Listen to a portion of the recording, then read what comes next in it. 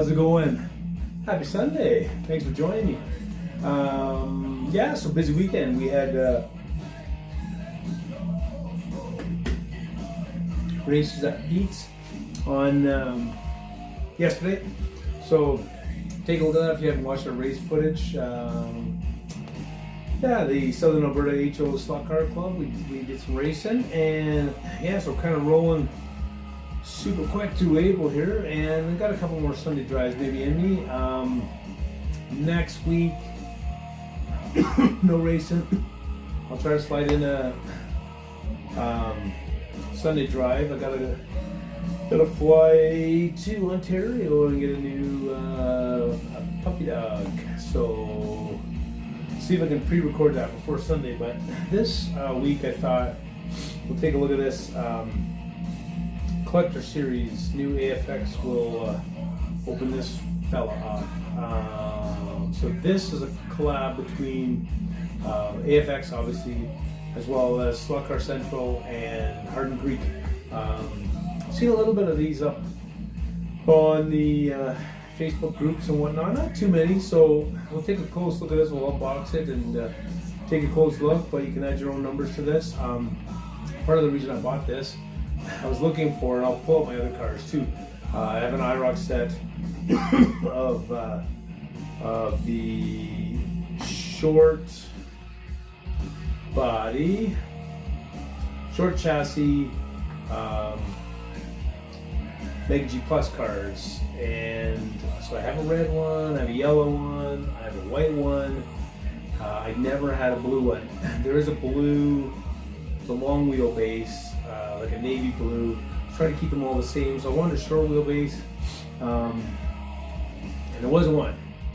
So I have brown with blue lights, which was okay because when you're racing, you see the blue anyway. But I wanted a blue, and so this guy came out and scooped a couple of these up. So I had a full IROC set. So short chassis, the 1.5 chassis matches my other ones. So let's open it up and take a look. All right, let's open this guy up. I'm sorry, still have this cold is like hanging on for like a month. I'm not sure if I'll put the numbers on today. I don't want to rush it, but there is the 2004 limited run for this car, and yeah, so collaboration between, that's really hard to read. Oh, there it goes. Slot Car Central, Hardin Creek, both great shops. If you haven't shopped them, I don't know where Slot Car Central is. I should look that up. Hardin Creek, I know that's Terry. He's down in Florida. Let's see if I can cut this guy open here without cutting the stickers or myself. Take a look at her. So for racing, anyway, I try not to talk about too much racing on these Sunday drives, but for opening a new car, it's good to break it in. Obviously get the brushes seated and everything, but today we'll just run it fresh out of the package and it'll be fine. Again, as long as, you know, some people say run it super slow,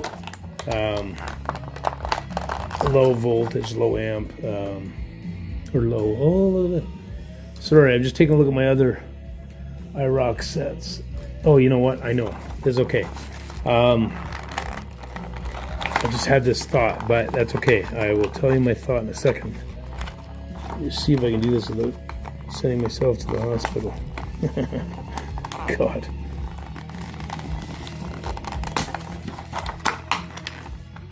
Right on. Oh, blue shoe. Still got the spring. Hold on. Get that put back on. This is neat. You know what? There's been some talk. I've seen it a couple times. You know, over the last couple months. But Bob Beers actually started. Oh, these all the whole thing's a sticker. I don't know. Let me just rip this up. Bob Beers started it on, I think, a couple groups actually about what's going on with slot cars. Is the hobby going to die? Is it dying? I don't know. It's a really tough question, I think, because there's lots of people involved in the hobby. From my point of view, what I see, it looks like people that are coming back to the hobby, you know, part of the hobby in the 50s, 60s, they're retired now. I see what's going on. Okay, here's a set of stickers that it come with. Holy hand, I need my magnifying glass. Oh, license plates. Hardin Creek, Slugger Central. Oh, that's cool. Yeah, I don't know. I'm trying to remember if Ken Miles drove this car. Did I read that or not? But he was number one, race number one. I'm going to put a number 5 on it because number 5 is my lucky number. But anyway, what was it saying? Brain fart. Hobby. But you know what? I mean, I think the hobby's in a healthy place right now with all the folks that have kind of come back to the hobby. But, you know, is it going to continue? You know, 10, 15, 20 years from now, a lot of these folks, let's say, won't be in the hobby anymore. Can I say that? Potentially myself included. But not because I don't want to be, because I'm on some other place. But will the hobby live on? I hope so. You know, I got my son into it, Quinn. He's 19. He enjoys it. Again, he's 19, so he has 100 million other things to be doing in his life. But he does come around. He does race. This shoe needs some work. So, you know what? Get your grandkids involved. Get your kids involved. And maybe it survives in some capacity. I think it has to change. You know, what's interesting to people, you know, when I talk to Quinn about this, what he thinks is cool is the bigger cars, the digital cars that can change lanes and stuff. And I get that. I mean, when I was at the age, I would have thought that was super cool. You could change lanes, you can pass. So there's a lot of different opportunities. You know, will HO slot car racing exist the way it does today? I'm not sure. Right? I would suggest it probably has to change. But time will tell. So let's take a look at this car. I'm not going to put the numbers on today because if I try to do that on camera quickly, I'm going to mess it up. But I did notice one thing that stopped me when I was opening it is the red bell, and I do have my other cars here. And they're all the green end on it. So I was like, oh no, it's red, because red is faster. I've run, you know, as scientific as it gets. I've run all the cars, all the laps. I'm not going to say what percentage. I mean, people have said 10, 15% faster on the red. Don't know. But it is faster. It's a faster running motor. I haven't taken it apart. I keep thinking I should take one apart and test it. But to test these with the meter, you kind of have to take it all apart. And wasn't super keen to do that with a car that's operating fine. So, but a beautiful car. It's real. I mean, these new AFX cars are just fantastic. The detail that they're able to get into these now, really cool. These are such cool cars. So, panicked a little bit about the red bell. Oh no, it's got a red bell. But then I thought, oh yeah, right. It doesn't matter, because this is my current blue car. Yes, I know it's brown. If I can get this body off. How's this clip going? Oh, interesting. It's a different clip design again. Huh. AFX, what are you doing to me here?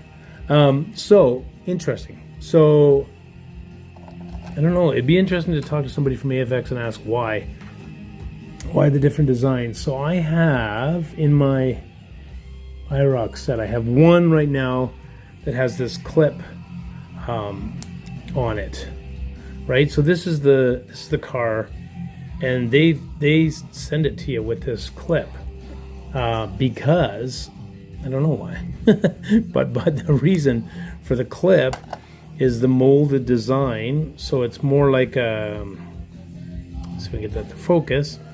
It's really hard because it's clear, like a traditional AFX body clip design, where some of these guys, they, sorry, I got to do this off camera, and I'm going to be able to do this because these are tough to get out. So some of them, right, the exact same chassis that the way that's sitting, but the clips come out of the windows. They're molded into the window, and there's these little flaps. I don't know what's good. I assume this design's a bit heavier. There's a hunk of plastic here. These bodies stay on. They are a bitch to get off sometimes because you're pulling the car, and the clips themselves aren't moving. You're pulling the outside of the body. So the bodies on these ones stay on really, really well. I'm just trying to think what I have to do here now. So I need this clip. so I need this clip off of this car to put on. What I'm doing, I guess, is it's all in my brain. I am going to run the chassis that was under the brown car. I'm just going to put it on this blue car. Why would you do that, Jody? Well, because I already have a blue LED light. Oh, this car doesn't have lights. Bloody hell. Hardin Creek, Slucker Central. What the heck? Why'd you change the design so much? Ugh. Anyway, this chassis is broken in. It runs great. Let's see what the light's gonna do. There's no light in this. Buggers. Yeah, let's take a quick look here. So what I've got for the rest of my cars now are all these guys. And yeah, so they have clear headlights, which makes it super helpful. This is the other one that has the body clip. Super helpful to put lights in because they're open. This car, on the other hand, does not have open headlights. It's molded in. Because these ones actually had like a little plastic piece in there that you could pop out, which I popped out so I could use my headlights. This has a molded. So close. Anyways, let's run it, see if you can see the light, and yeah, go from there. All right, I can live with this. You can see the light. Oh, I think why is he driving so slow? I have my traction control set for T-Jets. Okay, so you can see the blue light. I can live with this. Take it back. Woo. Look at 17 volts. That's crazy. This car is ready to fly. So what I did in this IROC set is, I think I've run these in other days. But I put colored lights coincide with the colors, so yellow, white.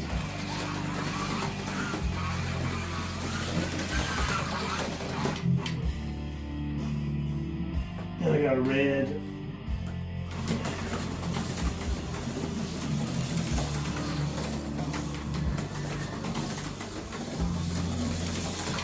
Yeah, so that's kind of fun. That's pretty fun. And really what I've done with these guys, again with an IROC set, trying to keep it as equal as possible. Swapped out all the rear ends.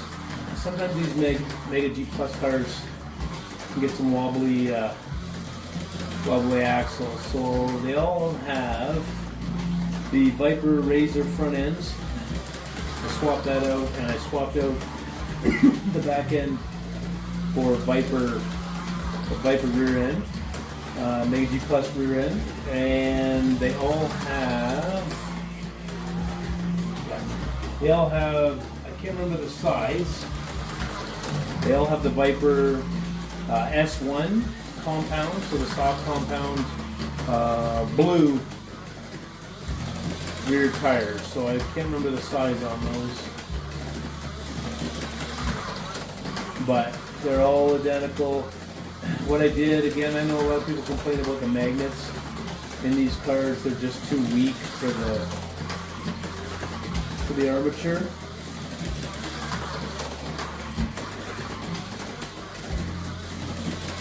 So what I did is I stacked. I can pull, maybe I'll pull one apart in a second here, but I stacked original magnets, so you can get replacement magnets. Level 42, Viper, go to Viper again, or Carbon Creek sells them as well.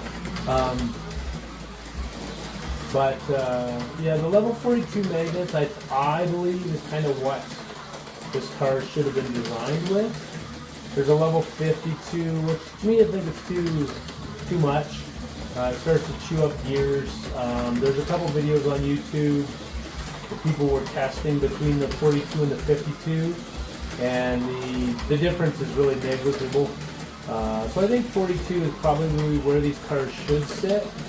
I didn't go and buy a bunch of level 42 magnets, but what I did do was take the original Mega G Plus magnets and stack them so they have the regular magnet in there, and then I put another factory magnet on top. So it is added magnets. It's not quite as strong as the level 42 from the testing that I've done. It's not as strong, but it is stronger than the original. Just one original magnet. If you put another one on top, it makes it stronger. I haven't tested it on my magnet measuring tool. I should do that. I just built that a couple weeks ago, so I should see what that looks like. These cars are fun to drive. I'm telling you, I really enjoy the Mega G Pluses. I do, like I say, I think the magnets are too weak. I think they need to up the magnets. I like the way the front end, it keeps the front end low. And the Viper rear end, I mean, it's just that consistency. Necessary, probably not, but consistency, better built rear end. But these cars are so fun, and this is a really fun IROC set. We raced these, I think, only once this season. I put the lights in. We raced it right around the time of the 24 Hours of Daytona. And everybody liked them. I think they run great on this track. I'm going to miss this track. But the flow on this is nice, and these cars are really fun.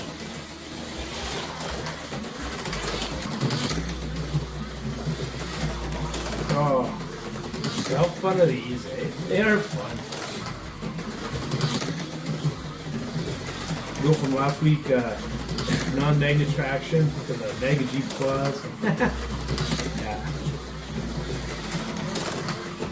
I do think these are similar. They run very similar to the 2OL2 Cycle 440X2. I mean, and that's what I grew up with, so I do find these fun. And they're a little extra fun with the lights. Oh. I'm happy summer's coming. I do like summer. I like to get out hiking and get the vegetables in the garden and all that kind of stuff, and just chilling out on the deck with the guitar. But I do miss the slot cars for a couple months. I try to get down every once in a while and watch for a couple pop-up Sunday drives maybe. I'm not going to do them all summer, but maybe if the weather turns a little funky, we'll throw a couple extra ones in there.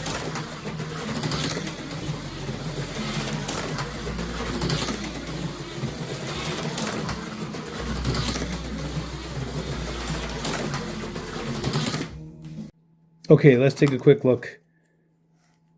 See if I can see the magnets. Well, I don't know if you can see them or not. Well, you can see, what you can see is that they are higher. Let me just, hold on. It's all right, should have got tweezers here. Let me see if I can pop them out quick. So this is, a big one for anybody that doesn't, or new to Mega G Plus. So these are your magnets, obviously. You want to make sure this is clean. This is not clean at all, but clean this stuff out. You know, there's a lot that collects in here. This one seems to be sitting a bit high. Sometimes it's the mold.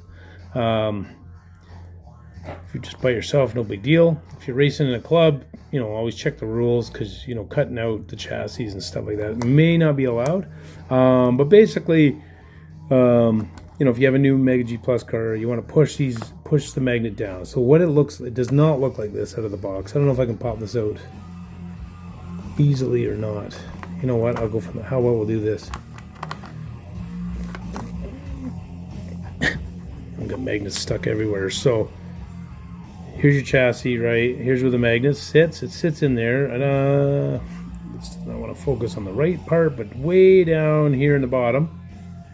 You may or not be able to see. Let me turn the light back on now that we're not running the car around. So there's a piece of plastic down in here. So sometimes people will cut that out, push your magnet right to the bottom, and then you have to glue it in if you cut that plastic out, because that plastic, if you can see, is, you know, a third of the hole. So your magnet pushes down and sits on that hunk of plastic. You can take that out. But like I said, what you have to do, then there'll be more space. This chunk of plastic will be removed. You'll have to seat your magnet and glue it in. Okay, and again, if you're racing in the club, that's potentially not allowed if you're running stock classes. But so I'd like to get these back in the way. I should have made a note which way they came in and out, because they are different. So this is the top. So again, these magnets, I don't know if I can do this easily on camera. Stick together. So this is what they look like. Like out of the, if you've never taken those out. So sometimes they go in really easy, sometimes they do not. Today, they don't seem to be my friend. Hold on. I'll get them far enough away. All right, let's see if I can put this in. I'll show you what it looks like. Oh, so close. It's turned sideways. I may not be able to do this on camera without some swearing. Any kids on the channel?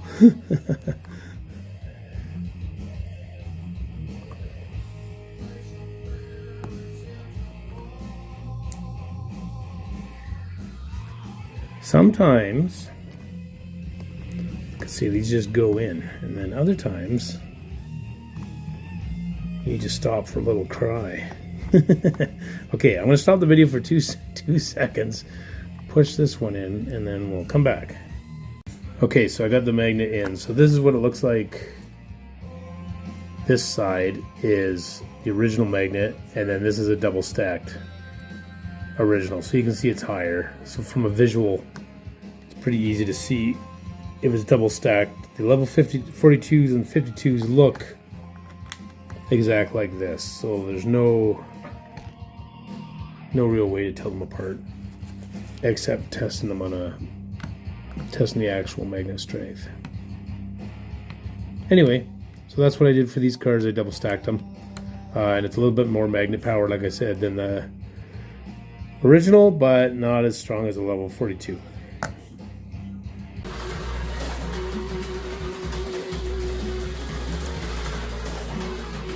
All right, well, as always, I'm going to keep driving for a bit and having lots of fun with this Mega G Plus. Yeah. So thanks for joining me for this Sunday drive, and have an awesome Sunday. Have a great week. I'll see you next time on Sunday Drive. All right, have a good one.